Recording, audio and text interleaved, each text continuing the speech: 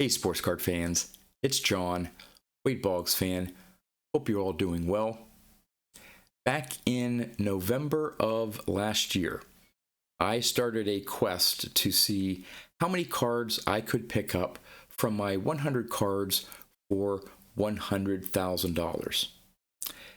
This card that I'm going to show off today is special, unique in a couple different ways. First, it is card number 25 on my list. So I have finally reached the quarter way through the 100 cards.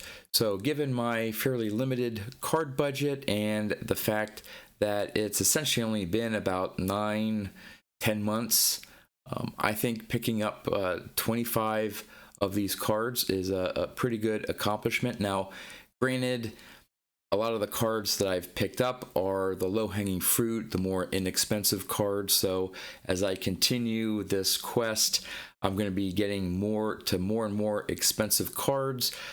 But I was able to pick up card number 25 here. Another interesting aspect of this card is that I already have an example of it graded. Now, I'll explain why I picked up this new card if I already had one graded when I show it off. And the last thing is that this card goes toward one of the player runs that I'm working on. So let's see if you can guess which player the card is.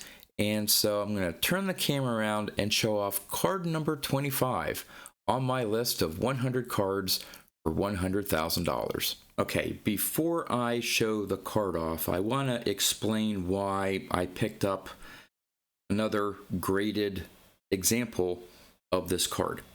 If you've been watching my videos over the last 2 years, I've shown off some vintage graded cards, and some of these were ones that I bought raw probably, I'm guessing now, maybe 5-6 years ago. It may even be slightly longer, from my local card shop, and I had sent in to get graded.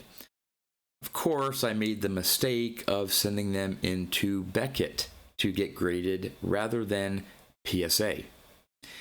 So I have a good number of my vintage cards, ones before I started this collecting, vintage beyond my Wade Boggs collection. And I have a bunch of these BVG slabbed cards that I eventually would like to get switched over to PSA holders, regardless of whether I get a ding on the grade from BVG to Beckett or to PSA. I don't really care what the grade is. I love the look of the card. However, with this particular card, when I bought it, it was fairly inexpensive. I liked the player, but it was a little off-center left to right. Again, I wasn't as concerned about the centering, the overall eye appeal that I was back then as I am now.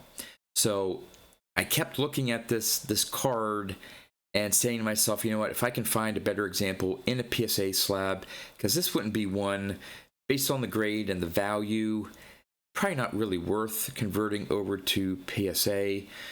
And so I included it on my 100 cards for $100,000, even though I have a BVG graded copy.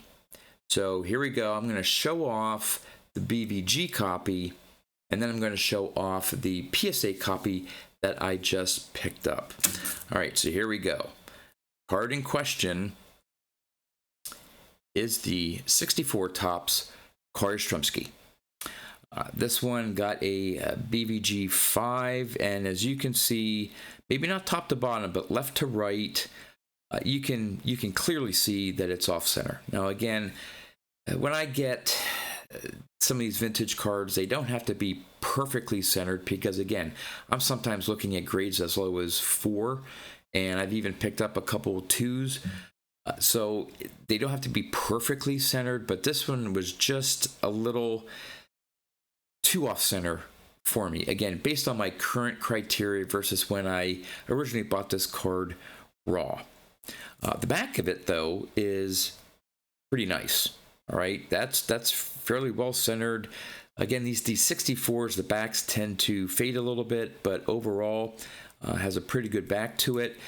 But the front is one where when I created my 100 cards for $100,000, and I knew I wanted to include the Yastrzemski cards that I needed because I want to do a Topps playing day run of his cards, I added this card to the list because I knew this one I did not want to switch over to PSA.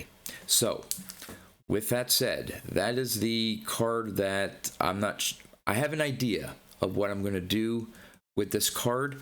Let's just say someone out there in the card community may be getting a surprise care package.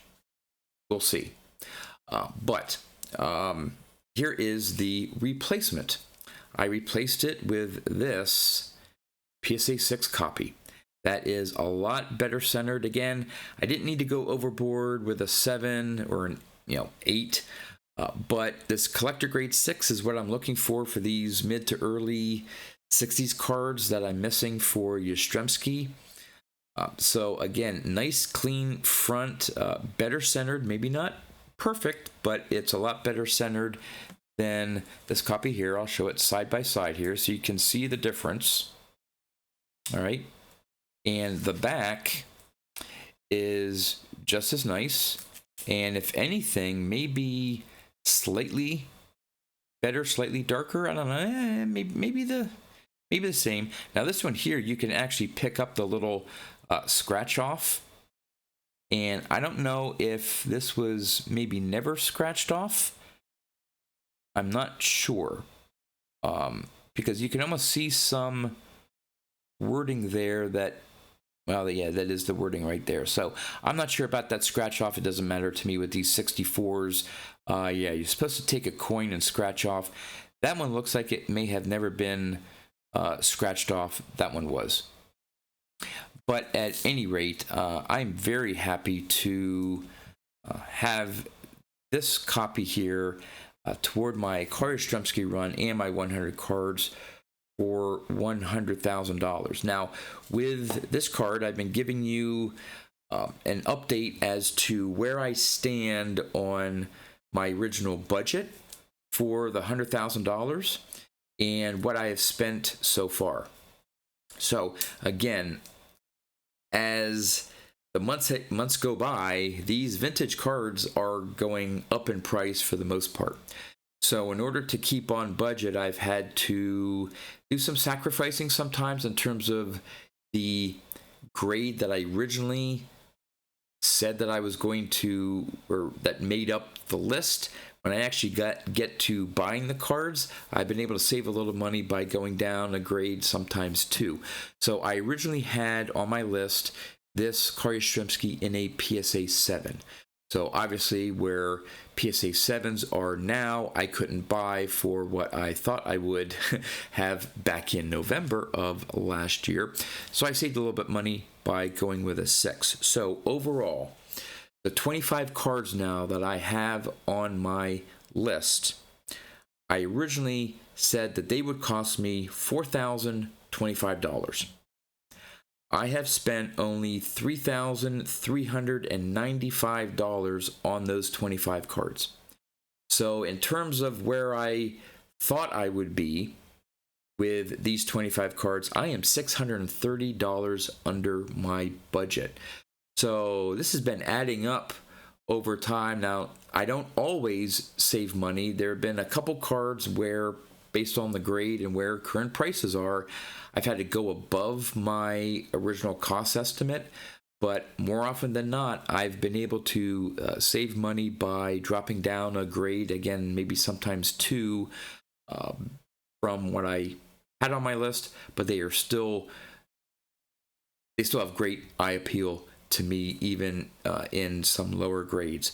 So there you have it. Would love to know your thoughts, one, on whether it was smart for me to get this PSA copy, even though I had the BVG. knowing my criteria now for centering overall eye appeal, do you think I made a smart move by moving here? Let me know what you think about my progress. Maybe what card on the list next I should go for. Obviously, it has to be within my current budget. There have been a couple that I've looked at. One that I wish I could have bid on the other day. I just didn't have the funds available. And again, I'm one now that if I don't have the money available, I'm not putting something on a credit card or anything like that. It's what I can spend within my means. But it was a gorgeous 53 Bowman Warren Spawn in a 4. Oh my goodness. May not have been able to be the high bidder anyway, because it did sell for pretty good money. But when I saw that popped up, I was like, oh, I wish I could go after that card. And there are a couple ones that have also popped up that, again, I just don't have the funds right now. But would love to know your thoughts on which card I should at least target next on the list for number 26. So with that, that's all I had for you. As always, thanks for watching, and I'll see you next time.